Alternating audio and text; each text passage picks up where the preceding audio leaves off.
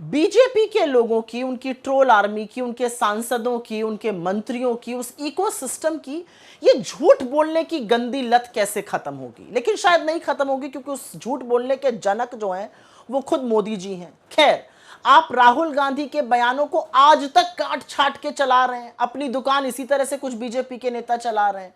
ये कब समझ में आएगा आपको कि राहुल गांधी के खिलाफ झूठ परोसने से, उनके खिलाफ नाहक आरोप लगाने से जनता नहीं खुश हो रही है, जनता आपके साथ नहीं है, क्योंकि जनता और लोग इस देश के समझते हैं कि इस देश का जननायक कौन है और कौन उनके साथ मुश्किल के वक्त में हर मोड़ पर खड़ा हुआ है।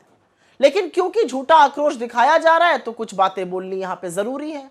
राहुल गांधी जी अमेरिका के दौरे पर हैं, वहां पर उन्होंने सबको समान अधिकार देने की एक बात कही। उन्होंने कहा कि हिंदुस्तान में सबको, हर धर्म, हर वर्ग, हर जाति के व्यक्ति को समान अधिकार होने चाहिए। और उसी क्रम में उन्होंने बहुत सारी बातें बोली। बीजेपी ने उसका एक वाक्य निकाला और उसको सिखों से जोड़ दिया। आपका झूठा आक्रोश क्योंकि दिख रहा है तो आपसे कुछ सवाल पूछे जाने हैं। कहां था यह आक्रोश जब बीजेपी के सांसद और इनके मंत्री पंजाब से आए हुए किसानों को, हरियाणा से आए हुए किसानों को, इस देश के तमाम किसानों को आतंकी, खालिस्तानी, मवाली, गुंडे कहते थे?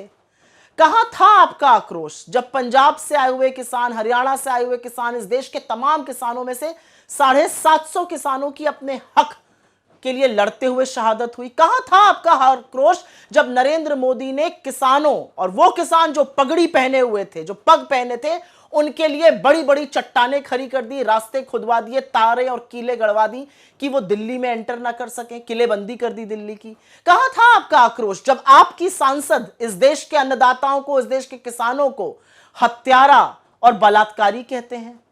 असलियत यह है कि राहुल गांधी इस देश को आईना दिखा रहे हैं, क्योंकि आज इस देश के हालात कुछ ऐसे हैं कि ट्रेन में बैठे हुए एक व्यक्ति पर हमला इसलिए किया जाता है क्योंकि वो एक वर्ग, एक धर्म से आता है, उसके साथ उसको थप्पड़ मारे जाते हैं, उसके साथ बदतमीजी की जाती है, वो बुजुर्ग है क्योंकि वो मुसलमान है। शक के घेरे में एक आदमी की पीट पीट कर हरियाणा में हत्या कर दी गई क्योंकि शक था कि वो मुसलमान है और वो कुछ मीट कैरी कर रहा था। असलियत तो यह है कि हरियाणा में आर्यन मिश्रा जैसे युवा की पीछे पड़ के, गाड़ी का पीछा करके हत्या की गई, और हत्यारे को यह मलाल नहीं है कि उसने 17 साल के युवा की हत्या कर दी, उसको यह मलाल है कि उसने उसको मुसलमान समझा, और आक्रोश भी तब हुआ क्योंकि वो हिंदू था। यह इस देश के हालात आपने कर दिए हैं। लेकिन एक सवाल पूछना चाहती हूं, पंजाब जाने से खौफ क्यों है? ये वही प्रधानमंत्री है ना जिन्होंने पंजाब की अस्मिता पर सवाल उठा दिया था, पंजाब में अपने खिलाफ असुरक्षा पर सवाल उठा दिया था। क्या पंजाबीज आपको सुरक्षित नहीं रख सकते थे? क्या पंजाब आपको सुरक्षित नहीं रख सकता था? झूठा आक्रोश दिखाना, काट छाट के बयान चलाना, इस तरह की राजनीति का सहारा बीजेपी लगातार तब तक लेती रहेगी जब तक मुद्दों से भटकाएगी। लेकिन आपके सामने विपक्ष खड़ा है, इंडिया अलायंस खड़ा है, कांग्रेस पार्टी खड़ी है, राहुल गांधी खड़े हैं, और मुद्दों से हम आपको भटकने नहीं देंगे।